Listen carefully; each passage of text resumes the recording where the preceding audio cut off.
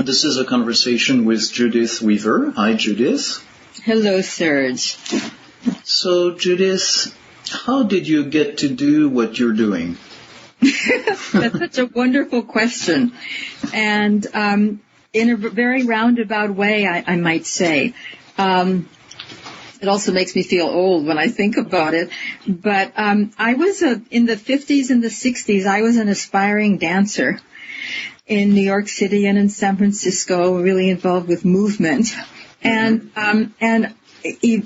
also involved in studying Eastern philosophy, psychology. And I eventually, in 65, I went to Japan to study dance, to study movement. And as well as doing that and studying the Japanese culture, after a year, I fulfilled the other side of my study, which was Buddhism, and I entered a Zen Buddhist monastery, which was a very unusual experience because I was the only woman with 30 monks. Special permission to be there. And the Zen master said to me, now you will learn the highest form of dance, movementless dance.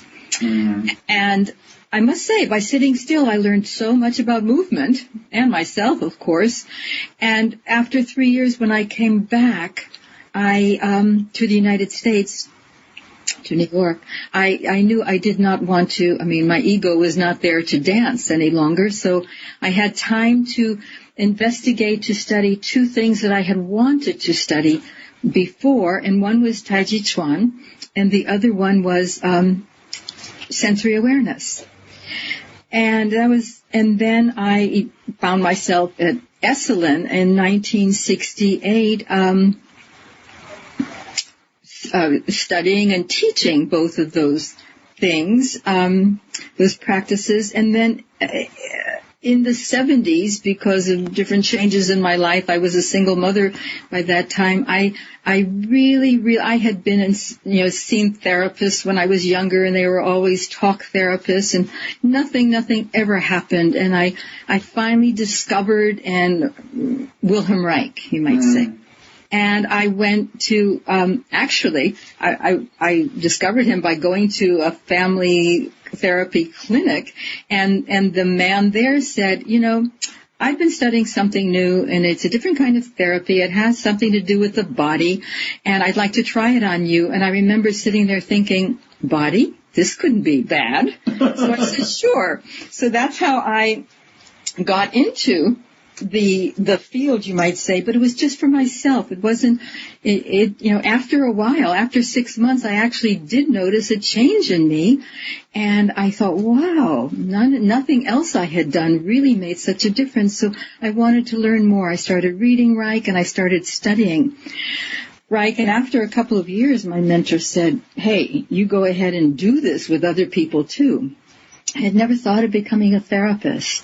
But then I also studied, Gestalt and cranial sacral therapy, and had met actually Peter Levine from the Reichian, study world, and what he eventually called SE, and Rosen method, lots of things, but basically everything for me needed the foundation of sensory awareness, of the awareness of what is happening, what is happening in the body. And I must say that still there was something missing.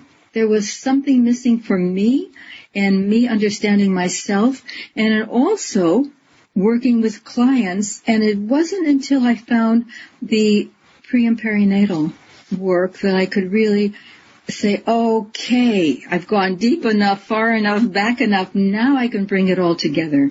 And understand. But I was calling my work for a long time, wanting to give credit to Wilhelm Reich, whom I think we all owe such a debt to. I called it Reichian-based awareness therapy, and that was pretty unwieldy. And one day, a client, at the end of his session, looked at me and said, so what do you call this work? And out of my mouth came somatic reclaiming. Because I felt that it's not that we have to go and be different, new, remake ourselves.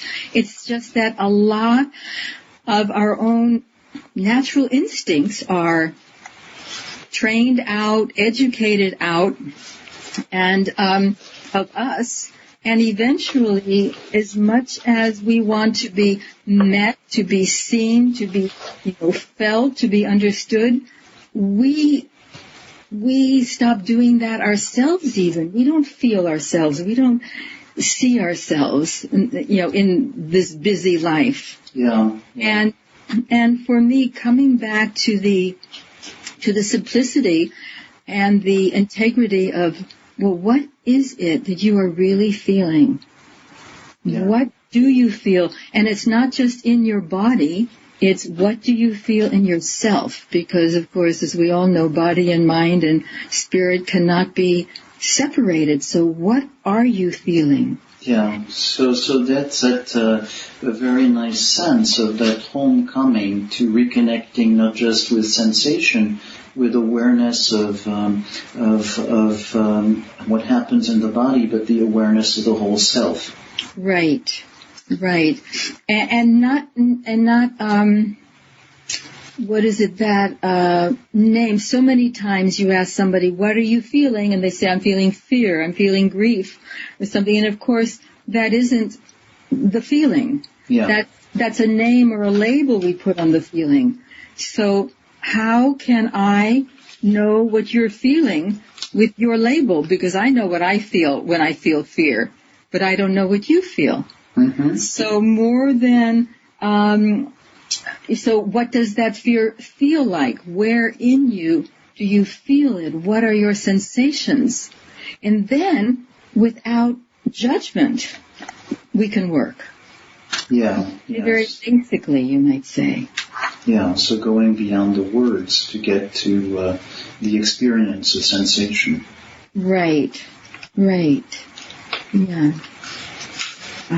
Follow that. What the for me, sensory awareness, which was a name coined by Charlotte Selver here in this country, her teacher Elsa Gindler in Europe, interestingly enough, never named her work.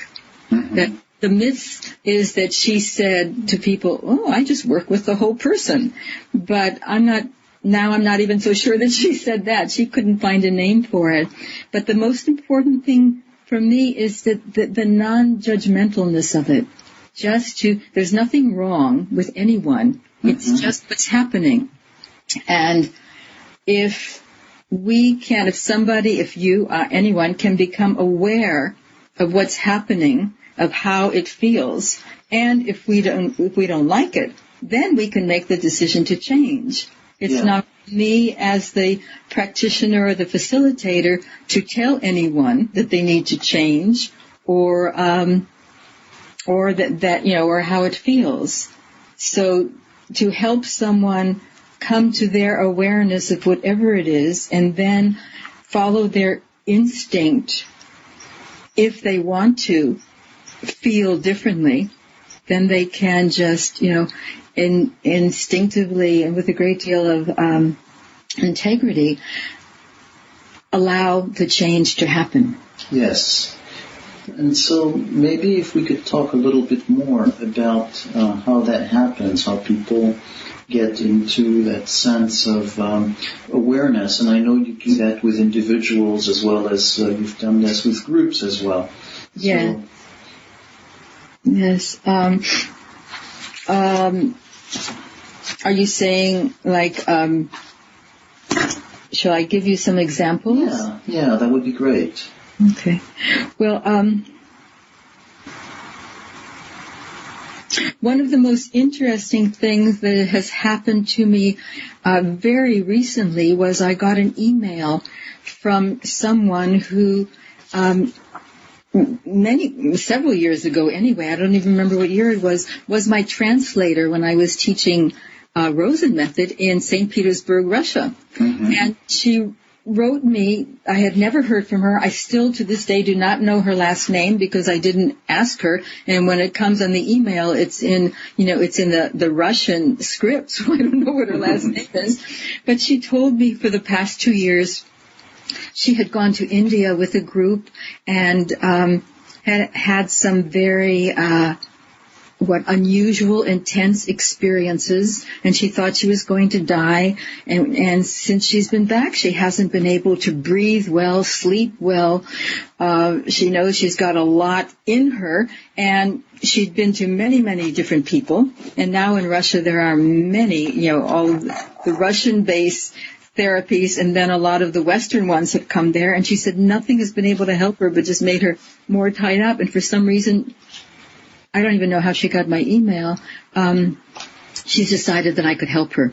Mm-hmm. And interestingly enough, after a few email exchanges, I realized that we could use Skype. Mm-hmm. And so we did Skype with the visual, and I could see immediately how she just was not breathing, and she was in such panic situation. And in a short 50-minute session, she knew she was feeling terrible, but she didn't know what was making her feel so terrible and what really she was doing.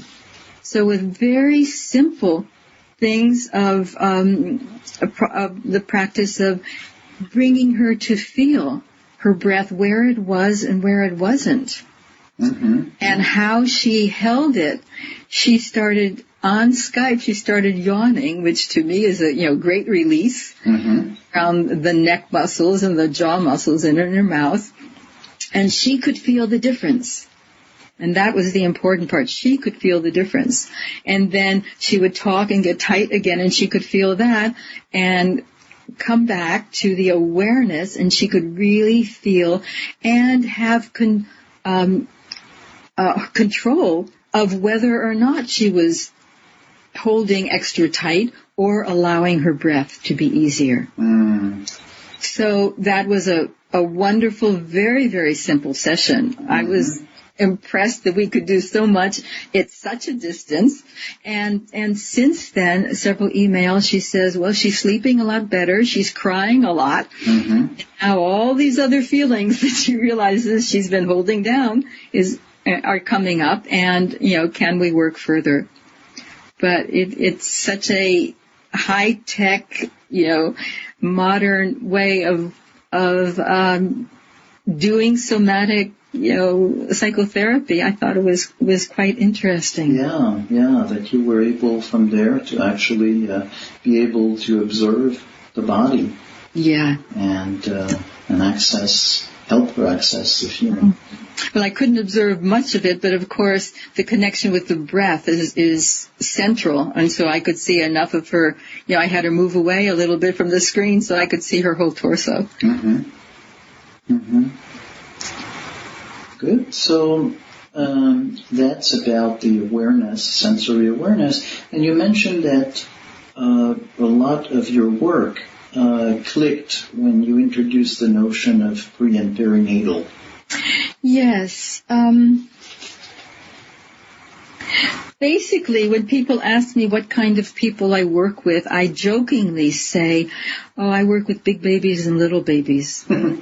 Because, we were all babies, and we're still holding a lot of what happened to us, good and bad, in us, and that's what we build upon.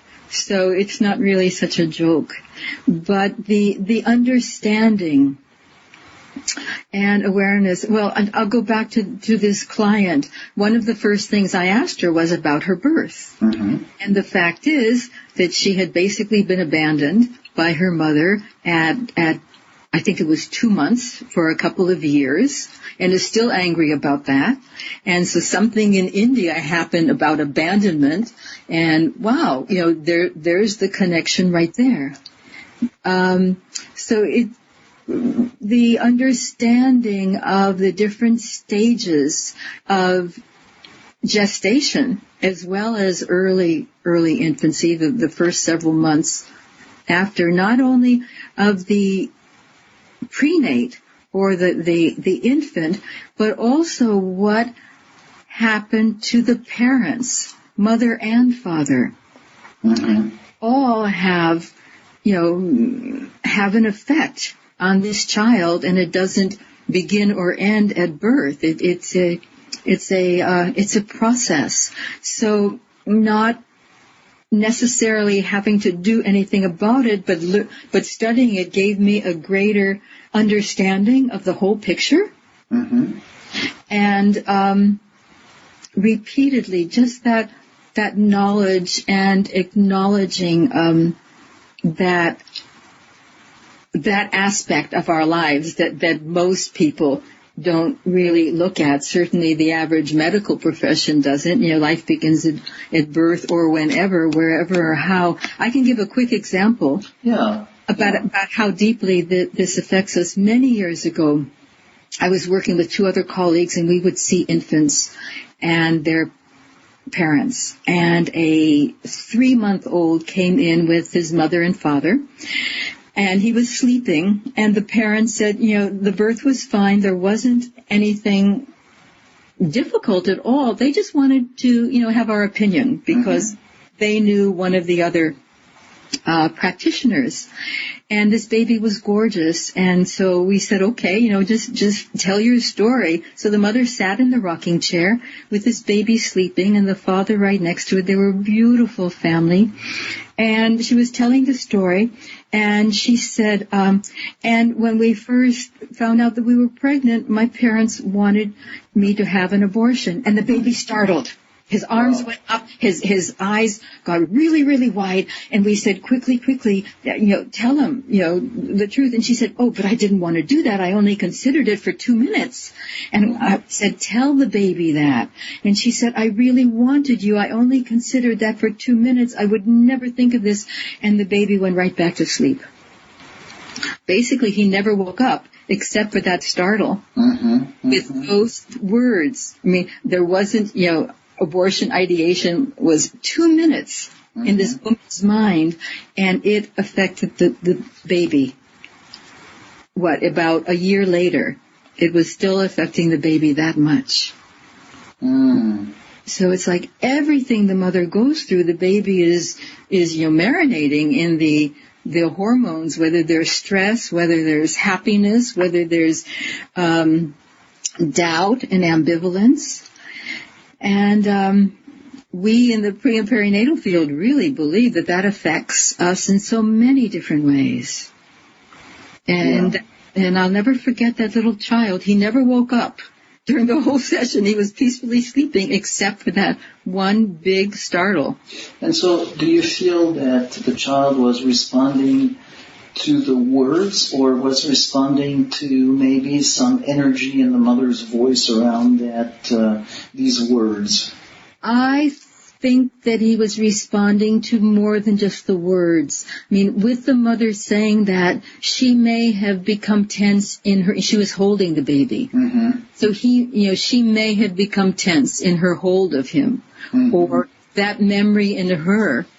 And maybe the struggle that she went through, whatever it was, it certainly came through this child. It was there at that point in the moment when she was, when her parents were telling her that. And then, he was 3 months old. A year later, it was still in her and in him. Yeah. So there was that emotional connection about that really difficult moment, and that could be sensed and go on. As it went on with the mother, it also affected the child. Yes, and I think, we do think that what happens, but then to straighten it out, it's so my parents suggested that. I considered it for maybe 2 minutes, but one of the most important things we reminded her to say is, I'm so glad you're here. So glad you're here. I wanted you. We're very happy. We're so glad you're here. Right. And like I said before, so we all want to be wanted. We all want to be heard and seen and felt and connect with. Yes, and actually, when I hear you say, I'm so glad, there's a sense also of her relaxing into it in the moment, and that nonverbal communication that's happening as well. Yes, Yes, I had a student who worked with me in Tai Chi for a long time, and she was a wonderful midwife for, I think, 20, 30 years. And then she did one of the perinatal somatic process workshops and discovered something that she really had felt subliminally but hadn't paid much attention to, that she was really not welcomed when she was born. I don't recall now whether she was the umpteenth child or they just weren't ready or whatever it was. But what she realized, and this may have become, had something to do with her becoming a midwife, that every time she delivered a baby, she would say, "Welcome, baby. Oh. How wonderful you're here." And she realized that she was healing her own unwelcome feeling by welcoming every baby she delivered. So that's, in that case, that was her own unconsciously figuring out what needed to be done for her to complete the process, to do what hadn't been done, and to heal. Yes. But say with somebody who doesn't have that, how do you work with healing the perinatal trauma? Somatically. Mm-hmm. In one word, somatically, because of course, as much as we can say, it's in us, it's in our feelings, it creates patterns so that we can work with this forever. I used to, before I studied the pre and perinatal work, I used to jokingly say, I have a very bad sense of direction, and I used to jokingly say that it was an early trauma. Well, it turns out that I really did get lost and actually died during my birth process. So I was joking, but it's not such a joke. I do think it had something to do with it. So the first thing, again, is the awareness. Just acknowledging what happened is big. Mm-hmm. That's really, really big. Being honest about this horror. And then there are possibilities of repatterning. So let's start first with the awareness. In a way, how does somebody who's not aware of what happened become aware? Would you have maybe a case that could illustrate that? Well, I can say something about my own experience because it took me a while, even though I was studying this work, it took me a while to understand. And I took many different courses. I studied with many, many different people. And interestingly enough, every time the somatic psychotherapy came around to the birth process, I would, what I thought was fall asleep. And I would think, well, this is, so it's after lunch. That's my low time. So I'm tired. But time after time after time, I really wasn't falling asleep. I was going into an anesthesia stupor. Mm-hmm.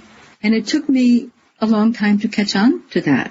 And it wasn't until going through a birth process and one can much more easily than one would think. You don't have to go into a trance. You don't even have to do much of anything. The very first time I ever was in a workshop, and it was my time to work with the leader, he just said, okay, so lie down as if you're in the womb. And I did.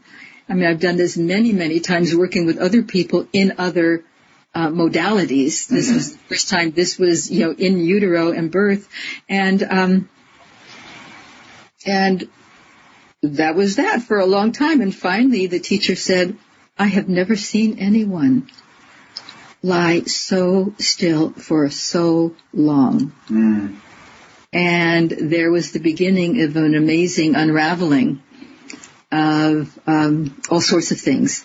But it's I'm thinking of some other examples, even on the phone when a client or a potential client, somebody who wanted to work with me, said something like, I just feel like I'm banging my head all the time and not getting anywhere. It used to be, I'm an Aries, I bang my head a lot. But now it's, I wonder if that has anything to do with her birth process. Yeah. Or I feel like I'm being strangled. Often that can go back to someone discovering that there was the cord around his or her neck. Mm-hmm. And the birth process was difficult as they're trying to get out and the cord is possibly getting tighter. Yeah.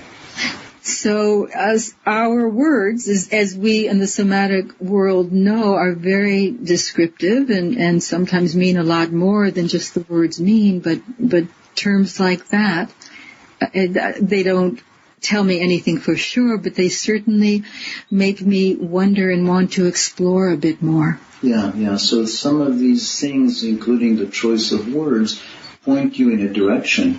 And yes. What you very clearly explained through the examples, including your own, is that it is not necessarily something that, that the insight comes quickly. That it could be a long process before you really get to the awareness of what may have happened. It could be a long process, and sometimes it's very, very fast. Mm-hmm. Yeah, I was a long process because I'm dense or something, but sometimes it is very, very fast. I do what I call Somatic Perinatal Process Workshop, and it's a 3-4 day workshop, and it is set up in the way. And I have to give, credit to my mentor. I did not design it, but it is done so that everything is everyone is cared for just like a baby would want to be. Mm-hmm. You don't have to do anything you don't want to. You know very, very clearly what the time is and what's going to happen. If something feels like it's going too fast, which is often happens for a newborn baby, you can say, hey, this is too fast. I need it to be slow. It is a very supportive, very, very safe situation. And as we go through the day and everybody, and the days, and everyone takes their turn to have a process if they want to.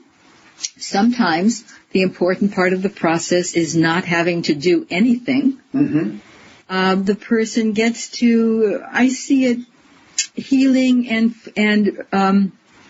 repatterning some of the lesser traumas, you might say, and some of the larger ones around our birth. I mean, nobody is touched without being asked and then told. Everybody is in charge of their own safety, and they can, without any shame or any inhibition, ask for what they want.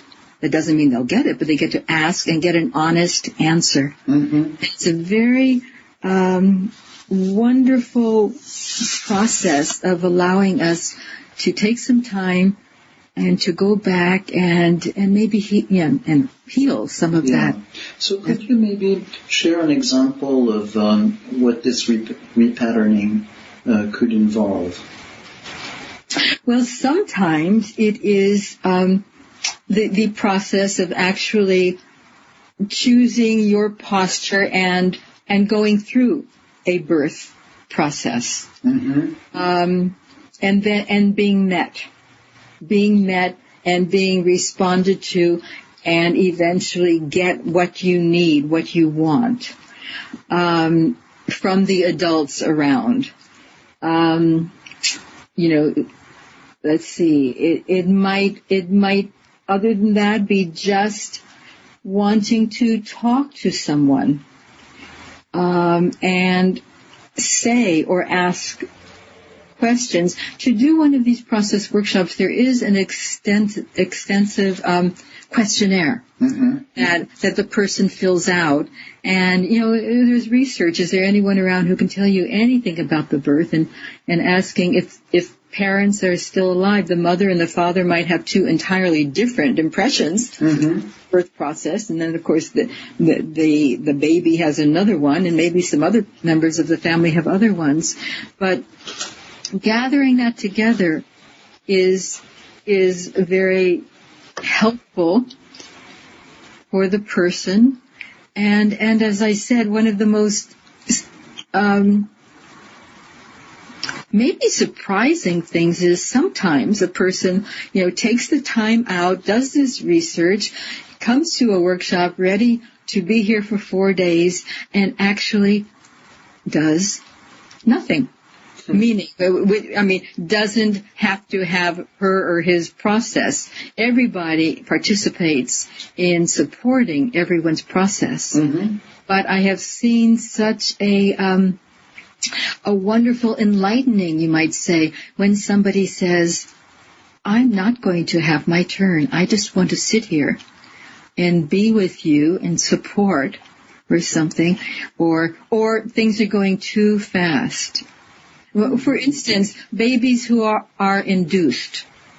And this is happening more and more and more now, but it happened back, 30, 40 years ago too. Babies are induced, and often, I can say another thing about a person I worked with who just had trouble doing anything on time, really, really resistant to doing anything on time. Eventually, we find out that the birth was induced. This child was not ready to come and was caused to be born. And it was a wonderful experience in the workshop to just say, nope, I don't want to. Yeah. I'm not ready. I'm not coming. Everybody, you could just wait. Yeah. Great. Mm-hmm. So, Judyth, as we're actually coming to the end of this conversation, is there something you might want to say to conclude, or is this a good place to end? Well, let me give you a little vignette of something that was really interesting to me. This pre and perinatal work, I work with parents and prospective parents and teach them, really important things that are very simple, but maybe we don't think about how to be with the baby and support the neonate and help them feel safe. And then I also work and have for many, many years with the Tibetan Nuns Project, and I've gone to India about 9 times, working with the Tibetan nuns in exile. Mm-hmm. And of course they don't have children or have much interest in children, but one of the last times I was there, they asked me to teach them how to work with elder nuns and those who are dying. Mm. And so in the middle of my class, and I'm telling them, about how important prosody is, how important the tempo of the movement, how important it is to let the person know what you're going to do or ask them. And in the middle of a word, I thought, oh my gosh, I'm telling them exactly the same things I tell mothers for newborns. Wow. And I was like, whoa, this is full circle. This is what the people need. Communication, being met, making eye contact. How does your voice sound, whether you're newborn or whether you're passing on? Those are the respects and the connections that help us feel most safe and comfortable. So for me, it was a wonderful full circle experience. It is, yeah. Thanks for sharing this. This recording is part of the Somatic Mindfulness and Relational Psychotherapy podcast. See the website relationalimplicit.com. Ask them. And in the middle of a word, I thought, oh my gosh, I'm telling them exactly the same things I tell mothers for newborns. Wow. And I was like, whoa, this is full circle. This is what the people need. Communication, being met, making eye contact.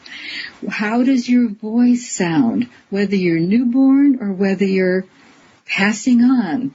Those are the respects and the connections that help us feel most safe and comfortable. So for me, it was a wonderful full circle experience. It is, yeah. Thanks for sharing this. This recording is part of the Somatic Mindfulness and Relational Psychotherapy podcast. See the website relationalimplicit.com.